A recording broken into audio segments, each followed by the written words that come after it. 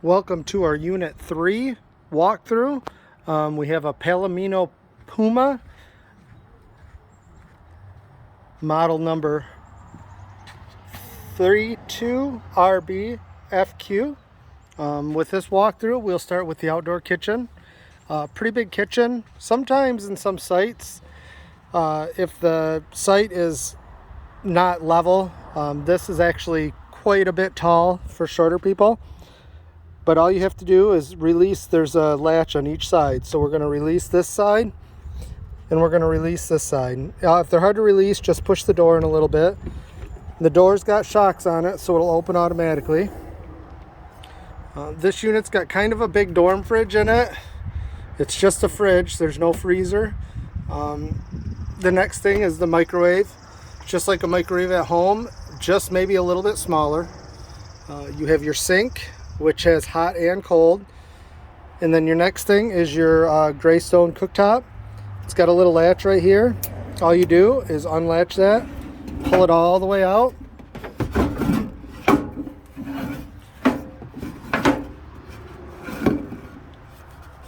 And when you pull it all the way out, we have this board made to sit in the back of it. So if you put it in there, it'll sit down. That'll keep it from going back and forth, so it's a lot more solid. The next thing you have to do is you have to hook this cooktop up. It's got air compressor fittings. I will show you how to hook that up when we get there. But it's got, the one end is right here for the male end, and the female end is actually underneath the camper. It doesn't matter which one you use, it just got to plug into that. You just have to plug it in every time you bring it out or put it back in. When you go to use it, it's got an igniter. You push this button in and you'll hear it click. When you first plug it in with the gas line, turn it to light for a second, let the air bleed out of it, and then just turn it off by pushing in, and you'll just want to light it a couple of times. Hold it in when you're doing this and you'll see it when it lights. You'll hear it and you'll see it right under the bottom. When you're done cooking, turn it off and let it cool off a little bit before you push it back. Just remember to remove this board, and then you can push it all the way in. And then you actually don't have to lock this. This is just for a travel lock. And then the gas line can go anywhere you want. Usually the board will just be sitting in the front to make it easier for you. The next thing we'll do is we'll go inside.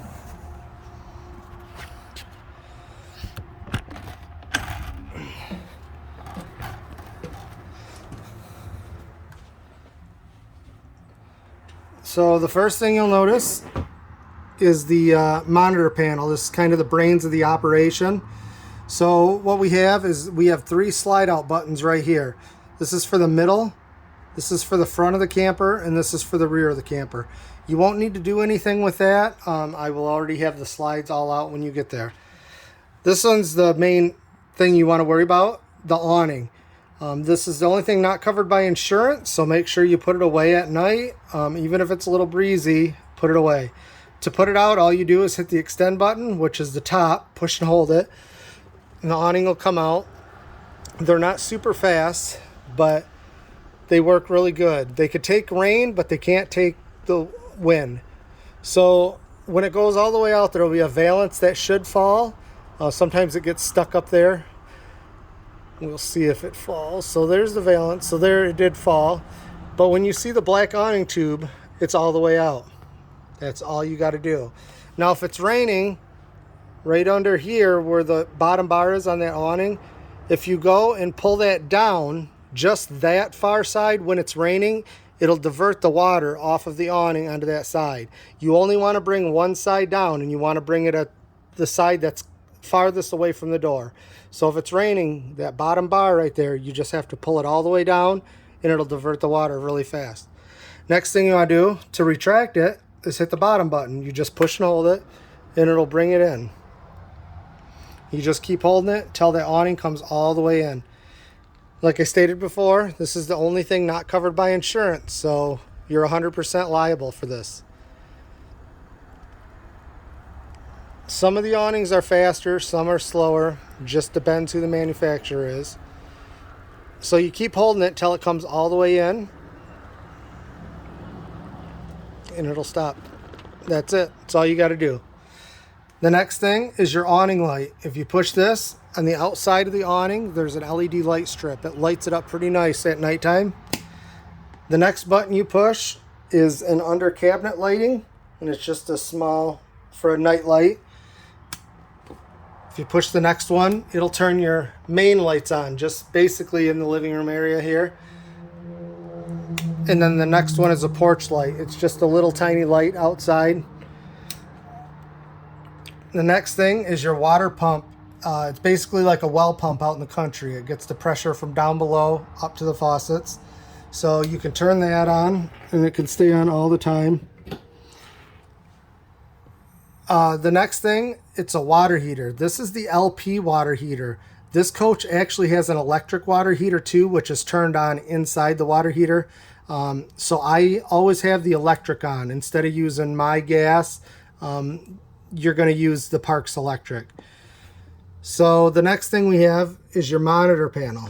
So we have lights that'll come on right here. 1 is empty, 2 is 1/3 full, 3 is 2/3 full, and if all of them light up, the tank's full. So the fresh is your onboard water supply. It's usually about average of 40 gallons per unit. Some have less, some have more. So if you push and hold that button, it'll light all 4 up, and that means you're full of water, so you're good to go. Just kind of keep an eye on that. Always, if you're not at full hookup, you always want to be very cautious of your water supply. The next one is BLK, which is your black. That's your toilet. A lot of times this tank will read wrong because toilet paper and waste will get onto the sensors and always show that there's moisture on them when there's not. So we're going to go ahead and push it. Right now it says it's empty, so it's good to go.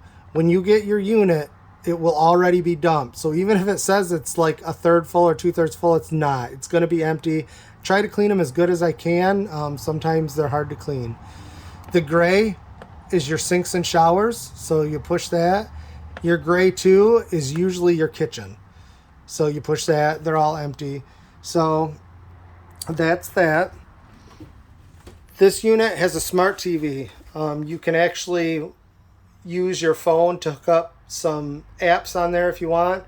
I'm not super tech savvy, but the customers say it's really nice. Sometimes these smart TVs won't hook up to cable. So if you're in a full hookup campground with cable, their cable won't even hook to it. It's just a smart TV and it doesn't take cable. The next thing is your radio. This radio has inside and outside speakers. Zone 1, I believe, is the outside. Zone 2 is the inside. So if it's really late at night and you're really jamming, just make sure you have the outside speakers turned off. The next thing we have is the fireplace. The buttons are in the top right corner. The first one turns it on. No, I'm sorry. The right one turns it on. It actually puts out quite a bit of heat, so people will use this to instead of the furnace. There's different lights, so you can actually go through and change the ambience of it. The next one is kind of the intensity. And then the next one, which is the third one, it says low, so that's your heater. High, it's the high heater. And then when it doesn't show anything, it's off. And then it's got a timer on the very far left, so you can leave it on for however long you want. And then just to turn it back off, you just hit the top right button again. The next thing is the cooktop. This has got a glass cooktop on it. This is not for cooking on. Make sure you open this up. If you do not open it up and you try to cook on it, it explodes. It was a hard lesson for one of my customers. I hope it doesn't happen again.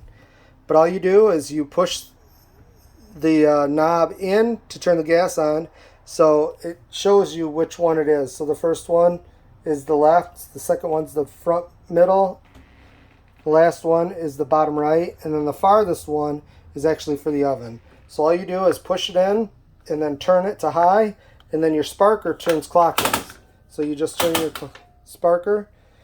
Then when it's lit, you can adjust the temperature up and down to whatever you want.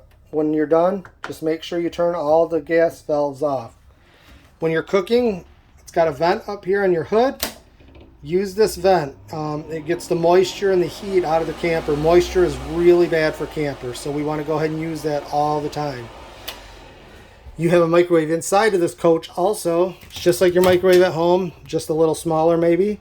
But yeah, it works the same as your at-home microwave. The oven has a pilot light that you need to light, and it's underneath the bottom on the right-hand side of the burner.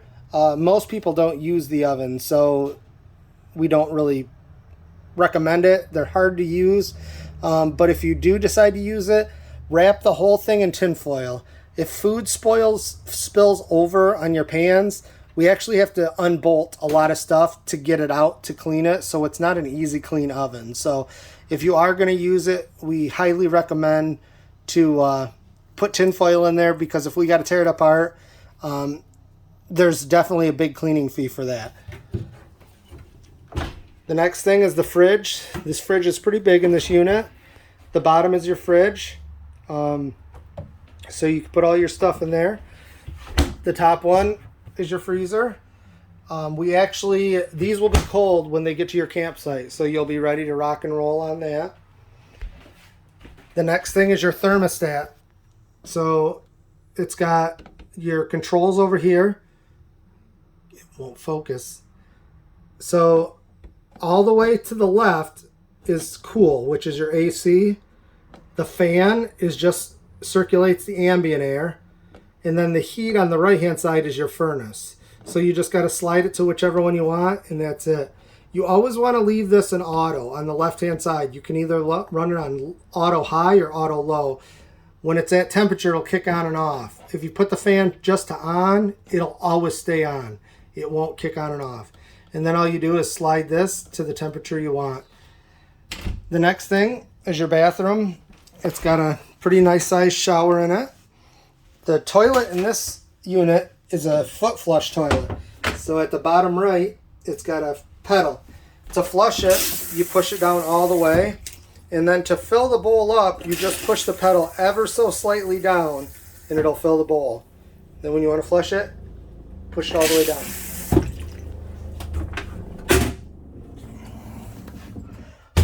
And then the back is the bunks. It's a pretty nice area for the kids. It's 3 bunks. This bunk on top has little latches. Hold the bunk up and you can release the latch on each side. Just keep holding it up because it doesn't have shocks or anything. When you release those, just let it down slightly and it'll sit on these runners and you're good to go. This is a jackknife couch, so all you have to do is pick it up at about a 45-degree angle and it falls right down. To put it back up, all you do is pull the front up to you at about a 45-degree angle and then push it back in with your body and it'll set back down. It's got a ladder, and the ladder can actually pull in and out, so it makes it easier for the kids to go up and down. The next thing is the dinette. If you lift this top off, both hands straight up, these bars go into these sockets on the top and bottom. So when you pull it up, this bar just removes from both those sockets. You can move the bars, put them on the ground, and then this table will actually sit on these runners all around the table. And then the cushions kind of just fall into place to make the bed. This sofa is also a jackknife sofa. If you pick the front up at a 45, just like the one in the back, it'll fall in. And then to put it back, you just pick it up at a 45 and push it back in. The next thing is the front bedroom. Underneath the bed, it's got a piece of plywood. If you lift that up, it's got storage under the bed, so you can put all your stuff under there that you don't need. And then to push it back down, it's on struts, so it's kind of hard, but just kind of shut her back down. It's got pretty good storage up front here, and then it also has a closet that you can access from the outside. And that's our walkthrough for our unit number 3.